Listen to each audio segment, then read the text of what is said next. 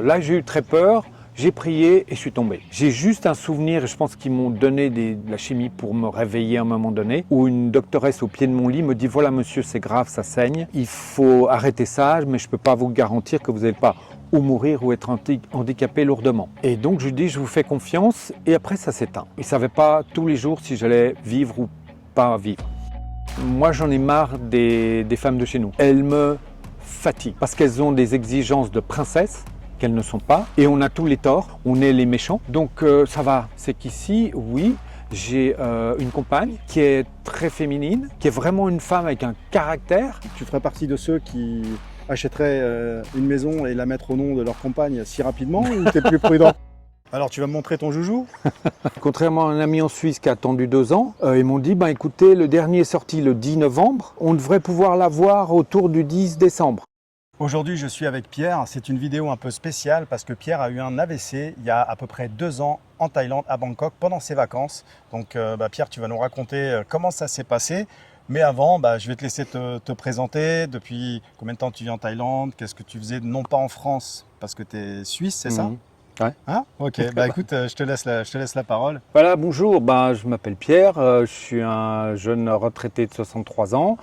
J'ai quitté la Suisse pour commencer à m'installer en Thaïlande il y a quelques mois en arrière. C'est pas encore fait, je prends mon temps. Grosso modo, j'étais kiné, enfin physio pour les Suisses, kiné pour les Français. Et puis là, j'ai arrêté et puis ça me va très bien. Et là, je suis heureux d'être dans ce pays parce que franchement, ça fait un moment que je m'y intéresse, que je suis des gens comme Renaud ou comme d'autres pour avoir des avis de ceux qui savent, beaucoup mieux que moi. Ta première fois en Thaïlande, c'était il y a combien d'années? Oh là là, j'étais papa avec ma famille et puis j'ai une dizaine d'années. J'avais une vague idée, j'avais vu que les femmes en Thaïlande étaient très actives. Je n'avais pas vu les femmes comme certains les voient, je les ai trouvées très féminines, très extraordinaires dans leur façon de bouger, d'être là et en même temps super serviables. Mais j'avais un peu raté la Thaïlande parce que j'étais papa avec mes enfants, les bagages, les machins. C'est pas forcément les meilleurs voyages. Puis ma femme et ma fille voulaient faire de la plage, alors on a été à Phuket et c'était ma première expérience de Phuket que je n'aimais pas déjà et que j'ai été il n'y a pas longtemps. Je n'aime pas Phuket parce que c'est pas la Thaïlande pour moi. C'est pas la Thaïlande qui te plaît, c'est pas l'endroit de Thaïlande qui te plaît. Non, quoi, c'est... ouais. Et puis il y a 2 ans, fin 2023, j'arrive à Bangkok, et là j'avais emmené ma fille et son copain et puis ma compagne. Je me réjouissais de leur montrer la Thaïlande, etc. Et puis c'était le 27, je suis arrivé. Le 27 décembre. On passe une première journée sympa, on va manger dehors au bord du fleuve.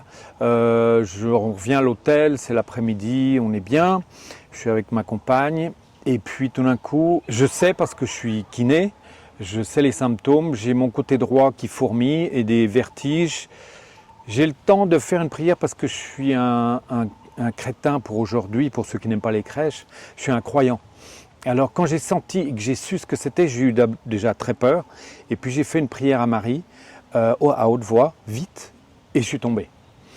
Et donc ça s'est passé très rapidement. Ouais. Mais les symptômes, tu les as reconnus parce que tu sais ce que c'est. Exactement. Là, est-ce que tu as eu le temps d'avoir peur, de Oui, paniquer c'est le seul moment où j'ai eu peur. C'est quand j'ai reconnu les symptômes. Mon dernier travail était dans une clinique où il y avait beaucoup de personnes âgées qui avaient eu la même chose que moi. Et je vois ce que ça fait sur les gens. Donc là, j'ai eu très peur, j'ai prié et je suis tombé. Et en plus, loin de chez toi. Parce que Ouais. non, mais tu as eu le temps de penser à ça aussi. Non, c'est pas ça. C'était plus la gravité de l'accident vasculaire cérébral qui m'a fait une peur parce que c'est quand on travaille dans ce milieu, c'est ce qu'on aimerait surtout pas. On préfère mourir, je crois. Et pourtant, c'est ce que je ressentais. Les fourmis dans la main gauche et la jambe gauche, et puis le vertige et je tombe. D'accord. Donc ma compagne me tracte sur le lit. Elle va chercher ma fille. Donc tu n'étais pas tout seul, heureusement. Ah ouais, là, je pense que ça m'a sauvé. Et ma fille vient avec son copain. Et puis, il m'emmène. Au début, je sais que j'ai marché quelques pas en dehors de l'hôtel.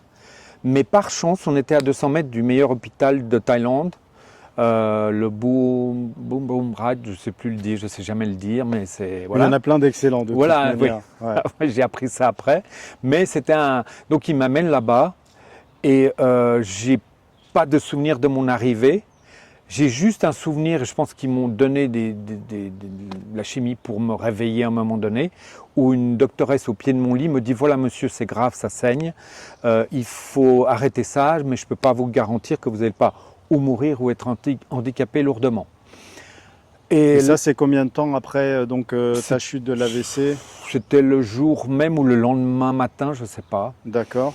Et je lui dis, dans ma semi-conscience, j'ai une très forte confiance dans cette femme qui était là, en la voyant parler. Et je lui dis, je vous fais confiance. Et je m'éteins. Et elle te parlait en quoi? En anglais? En anglais, ouais. Est-ce que tu avais parce que tu arrivais à comprendre facilement? En anglais, oui, oui. Ouais, d'accord. Ouais, ça va. Okay. Et donc je lui dis, je vous fais confiance. Et après, ça s'éteint. Et là, je passe 2 semaines Elle me perd. Je passe 2 semaines aux soins intensifs. Donc c'est cette femme-là qui t'opère dans cet hôpital à Bangkok. Ouais. C'était quoi comme opération? Ah ben, elle a été C'était une hémorragie. Donc elle a été faire un nœud pour arrêter l'hémorragie dans mon cerveau. Et puis après, j'ai fait des complications aux soins intensifs, pneumonie, j'ai tout fait. Ils m'ont récupéré, puis c'était pas dur pour moi. Il faut dire les choses, j'ai pas souffert. J'ai eu peur au départ, mais j'ai pas souffert. Mes enfants ont souffert, parce qu'on s'aime très fort, et eux, ils savaient pas tous les jours si j'allais vivre ou pas vivre. Et ça, pour eux, ça me fait mal de leur avoir fait vivre ça. Mais je les remercie d'avoir été là parce qu'ils ont été vraiment là. Je me suis réveillé lentement des soins intensifs, j'ai été mis en chambre. Et puis en chambre, ils m'ont rééduqué. C'est-à-dire j'ai réappris à marcher, à bouger, comme un petit vieux, quoi. J'ai perdu 10 kilos en 2 semaines de soins intensifs. 2 semaines, ouais. Donc et en tout, à l'hôpital, tu es resté 2 semaines en 3 soins? semaines. 3 semaines? Ouais, 2 semaines aux soins intensifs et 1 semaine avant d'être rapatrié sur la Suisse. D'accord. Et au niveau, donc, tu avais une assurance? Ouais, j'avais une assurance voyage qui pouvait couvrir ce genre d'accident-là. Qui a coûté à peu près? Grosso modo, on a presque touché les 100 000 francs suisses pour l'hospitalisation, les frais, la chirurgie, tout quoi. 100 000 francs suisses avec l'euro, c'est à peu près équivalent? Oui, c'est à peu près équivalent. C'est à peu près équivalent. Ouais. Il est clair que moi, qui travaille depuis plus de 30 ans dans les cliniques et hôpitaux suisses, je vois la qualité qui descend dans les hôpitaux suisses. Alors certains me diront mais non, pas du tout, mais en général c'est qu'ils n'y travaillent pas. Et puis par contre j'ai vu la qualité de cet hôpital, des soins, du suivi des soins, du dossier qu'on m'a laissé, qui était un complet extraordinaire, comme on voit rarement arriver quand on voit des patients arriver dans les hôpitaux qui viennent d'ailleurs.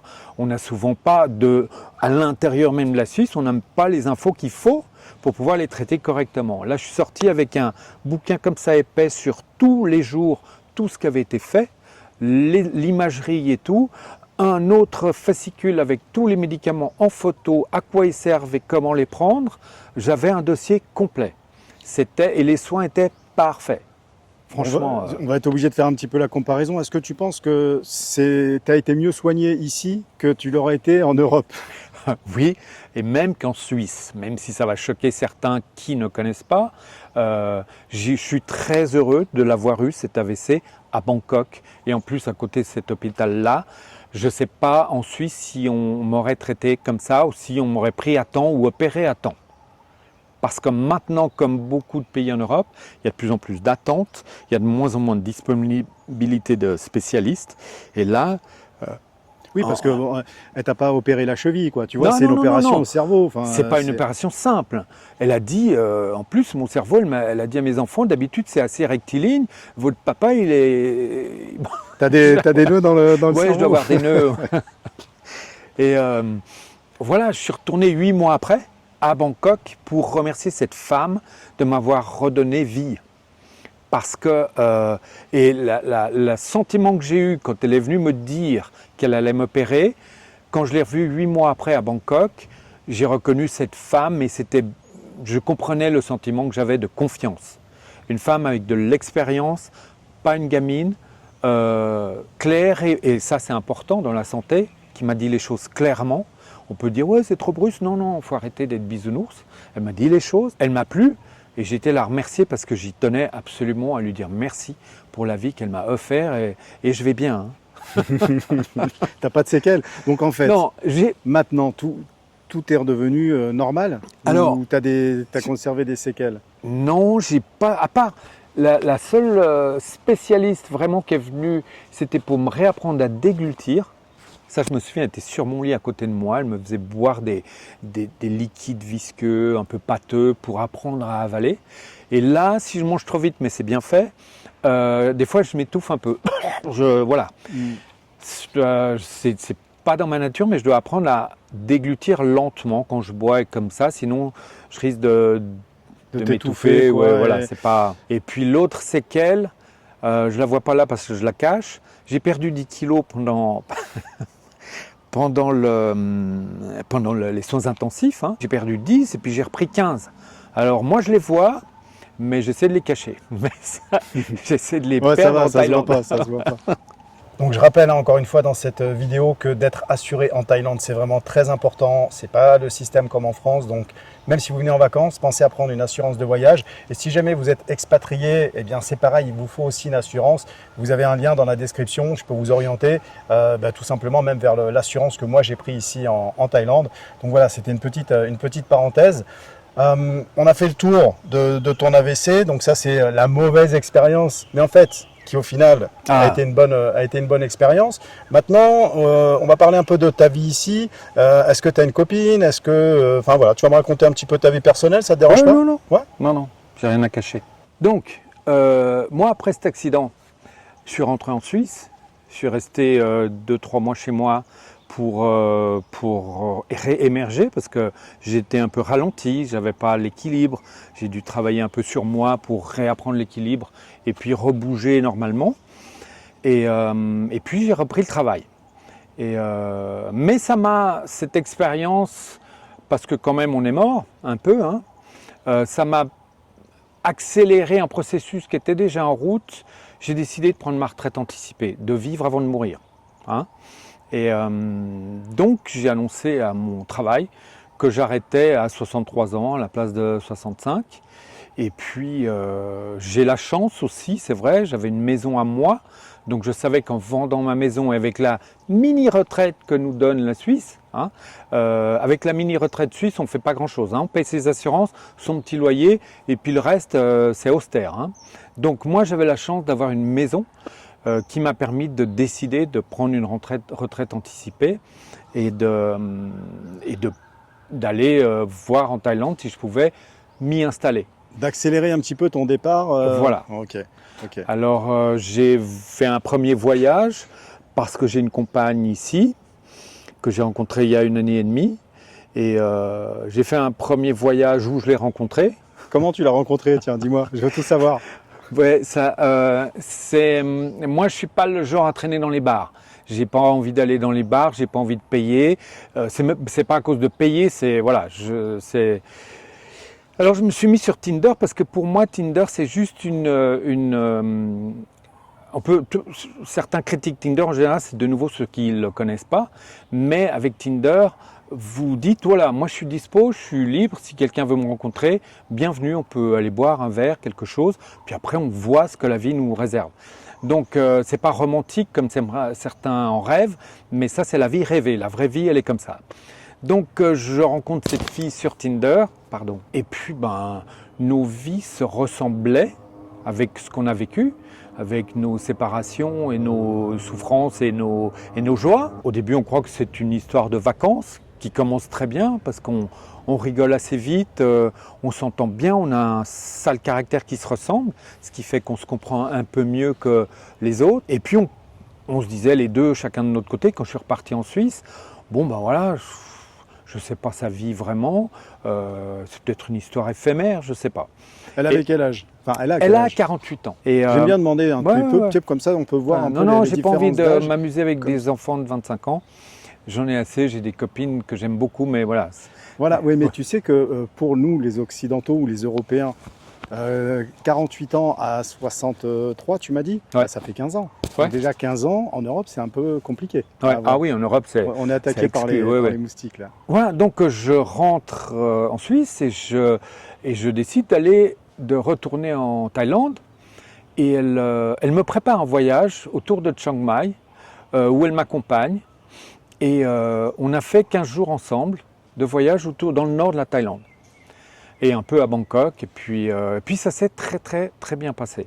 Et donc moi je suis revenu encore 3-4 mois après, je ne sais plus, parce que maintenant je fais des allers-retours sans arrêt. Hier on a été visiter une maison. Quand on est revenu dans la voiture, je lui dis je ne te pose pas la question, je sais ce que tu penses. Et elle éclate de rire, puis elle me dit ouais, ben, je sais aussi ce que tu penses de la maison. Et tu as visité une maison, pourquoi? Pour louer, pour acheter? Pour l'instant je vais louer. Puis la maison qu'on a vue hier par exemple, c'est un truc, si j'achèterais ce genre-là, parce qu'elle est vaste, il y a un petit jardin pas trop lourd à entretenir, 2 étages dont le rez est super ouvert, super accueillant, et 3 chambres et 3 salles de bain. Oh. Je veux dire, À combien le loyer? Alors là, c'est à vendre. Ah, c'est à Le vendre. loyer, il est très cher, il est de 50 000, ce qui fait 1 200 francs à peu près. Ouais. Et à vendre, elle est à 150 000. 150 000 francs? Ouais. Euros, enfin toi Oui, francs oui, suisses, hein, en mais francs suisses, peu 150 importe. 000 euros, d'accord. Mais c'est une maison, j'ai regardé les finitions et tout ça, elle est bien faite, bien finie. Tu sais qu'on ne peut pas acheter, en tout cas, Non, je sais, ouais. on ne peut pas être propriétaire du Non, terrain non. ici, et c'est quelque chose que je déconseille même d'acheter Ouais. sous des nominés, etc. Acheter un condo, oui. Mm. Tel que tu es parti, tu ferais partie de ceux qui achèteraient une maison et la mettre au nom de leur compagne si rapidement, ou tu es plus prudent? Non, non. Moi, je crois que tu as invité une fois un monsieur Albert à Wahine. Oui. Et monsieur Albert était depuis 8 ou 9 ans avec sa compagne. Et il s'est marié après 9 ans. Parce qu'on lui avait raconté, et à moi on me l'a fait aussi, fais gaffe les Thaïlandaises, etc. C'est méfie-toi, machin, elles peuvent tout te prendre, tu te retrouves une main devant, une main derrière. Alors moi je lui dis à ma compagne, parce qu'on est cash et puis qu'on se parle, et puis je dis, tu sais, moi quand je me suis marié la première fois, à la fin de mon mariage, j'ai dit plus jamais, jamais, jamais, jamais. Et pendant 5 ans j'étais comme ça. Maintenant, s'il fallait qu'on se marie, mais avec tout soit clair, et je n'ai pas décidé de me marier, hein, du tout. Mais si ça pouvait nous arranger pour voyager, parce que moi je me rends compte de la chance en tant que Suisse que j'ai de pouvoir aller partout sans être embêté nulle part. Mm. Elle, pour venir en Suisse, ils lui ont accordé 25 jours une fois, et puis la deuxième fois interdit parce qu'on a dépassé 3 jours sans savoir, parce que c'est pas clair. Ah, donc tu lui as déjà fait obtenir un visa pour qu'elle vienne Elle est venue. en Europe. Ok. Elle est restée 1 mois, mais elle avait 25 jours et donc on a dépassé de 5 jours. Mm. Mais on ne savait pas parce que les dates, c'était des dates dans lesquelles on pouvait intégrer les 25 jours. Et nous, on a lu les dates et on s'est dit, ben voilà, cool. Donc on a respecté les dates qu'on voyait. Et on voyait le créneau en gros, mais les 25 jours en tout petit à droite et ça, nous, on ne l'a pas vu. Et tu me disais que tu as eu une période donc, de célibataire quand tu étais en France pendant 5 ans à peu En près, Suisse, c'est ça? ouais. En Suisse, Ouais. pardon. Est-ce que tu avais quand même des rencontres qui te convenaient ou pas? Et est-ce que tu es venu en Thaïlande chercher aussi l'amour, l'espoir? Alors c'est vrai que je parle de ça souvent dans mes vidéos, mais pas pour dire venez en Thaïlande pour aller faire la fête et vous Ouais, taper ouais. toutes les nanas dans les bars. Non, Non, non, non. pour essayer de dire, bah voilà, on a besoin de vivre en couple, je pense. Alors, non, je ne suis pas venu là pour ça, vraiment pas. C'est-à-dire que j'avais une compagne quand j'ai eu mon accident qui m'a laissé après, quand on est rentré en Suisse après 3-4 mois, elle m'a laissé. Et j'avais eu après mon divorce, j'avais eu quelques compagnes et puis ça allait pas mal pour moi au niveau de... Mais pour être honnête, les compagnes que j'ai eues, il n'y en a plus aucune qui était suisse ou française. C'était des femmes qui venaient d'ailleurs. Parce que Je peux te demander d'où d'ailleurs? une Libyenne, une franco-sénégalaise, une colombienne, enfin, etc. Mais moi, j'en ai marre des femmes de chez nous. Elles me fatiguent, d'accord? Parce qu'elles ont des exigences de princesse qu'elles ne sont pas. Et on a tous les torts. Depuis que je suis né, on est les méchants. Le mâle blanc hétéro, c'est une sale bête à éliminer. Donc ça va. J'ai plus envie de perdre mon temps à discuter à chaque chose. C'est des conflits souvent. Ouais, puis c'est des conflits. On est dans une bonne soirée, on rigole, puis on sort un truc un peu con peut-être ou pas, et puis c'est une grosse remise en question, mais allez vous faire foutre. Ici, ce que j'expliquais à une amie en Suisse, c'est qu'ici, oui, j'ai une compagne qui est très féminine, qui est une indépendante, qui est vraiment une femme avec un caractère, mais elle est femme. Et moi, je suis un garçon. Et ça tombe bien parce que ça match. Et ça fait la paix dans le couple. C'est pas un couple de conflit, c'est un couple en paix. Et puis, moi, je fais le déjeuner souvent le matin et la vaisselle. Et je me moque d'elle en disant, tu t'occupes pas de moi. Enfin bref, on rigole. On n'est pas en compétition homme-femme. Il faut arrêter ces conneries. Ça, c'est ceux qui veulent nous détruire, qui nous l'ont mis dans la société et les médias. Et ça marche fort, d'accord? Et j'ai envie de dire aux mecs, cassez-vous, laissez les rousses péter. Puis quand elles n'auront plus rien, elles demanderont, elles diront, on vous promet qu'on sera gentil. Et c'est pas soumise gentil. Non, mais c'est bien juste, sûr, je suis entièrement moi, d'accord. mes amis, on se rend compte, on s'insulte pas, on se compare pas, on est des amis. C'est extraordinaire le monde homme-femme. C'est un monde plus large que le monde comme ils le veulent maintenant les débiles de wokistes et compagnie où on est plus genré et puis moi je suis peut-être un cheval et je le sais pas encore. Il faut arrêter ces conneries. Moi j'ai pas de temps à perdre avec ça. Et j'ai envie de la paix dans mon couple. Et puis il y aura de toute façon des engueulades même si on va en vacances avec un pote. Bien sûr. Et puis voilà. C'est la vie normale. En dehors de ma compagne, je lui ai dit à elle, je lui ai dit de toute façon, si j'étais pas avec toi, je viendrais quand même habiter en Thaïlande. Parce que je suis bien ici. Oui. Là, avant de te rencontrer, juste avant, je mangeais un petit truc, j'ai bu un café, il est bon le café en Thaïlande. Et je buvais un café, je dis mais quelle chance, mais quel bonheur. Et mais je suis heureux d'être encore en santé pour profiter de ça. Je ne sais pas combien d'années, je m'en fous. Je ne suis pas inquiet d'un autre accident. Ça peut arriver n'importe quand, n'importe à qui. Je suis heureux de vivre ces dernières années qui me restent. J'espère qu'elles seront le plus longues possible, en santé si possible. Mais prenez une assurance. Et puis voilà quoi. Et comment ça se fait que tu as choisi Chiang Mai justement pour venir vivre ici en Thaïlande? J'ai choisi Chiang Mai parce que j'ai été visiter, ma compagne m'a fait visiter Phuket et Pattaya et c'est exclu. J'ai pas envie de voir ces hordes de gens mal élevés qui viennent d'un peu partout, mais surtout d'un pays où il ne faut pas le dire. Et qui sont des hordes en train de chasser les petites femelles qui sont là pour vivre et survivre. J'ai été à Hua Hin que j'ai beaucoup aimé, mais c'est vrai que c'est plus calme et tranquille. On avait voyagé à Chiang Mai et elle me dit on a visité des condos à Chiang Mai. Donc je dis il faut se lancer à un moment donné. Il faut se poser quelque part. Il faut se poser, puis après on verra. Donc j'ai loué un an un condo à Chiang Mai. Et puis, j'ai découvert avec stupéfaction extraordinaire, j'étais content, de novembre-décembre, c'était parfait comme température. Et regarde, là, il est 14h de l'après-midi, Ouais. on n'est pas en sueur, Non, il fait bon, il fait on frais. est bien, c'est parfait. Ouais. Et ça fait 2 mois que ça dure, les nuits sont fraîches, et ça c'est Je agréable. mets plus la clim la nuit. Voilà, non, nous non plus. Et puis en plus, à Chiang Mai, il y a tout. Il y a déjà beaucoup plus de jeunes et de Thaïs. C'est vrai que ça n'a rien à voir avec toutes les autres villes de la Thaïlande que j'ai pu visiter. Chiang Mai, elle a les qualités d'avoir tout ce qu'on veut, mais en étant plus proche de plein de choses dans la nature magnifique, sans avoir à sortir pendant 1 heure de la ville. 10 minutes et Voilà, 10 minutes, on montagne. est en montagne, en cascade, les éléphants, etc. Et tu fais comment tu te véhicules ici?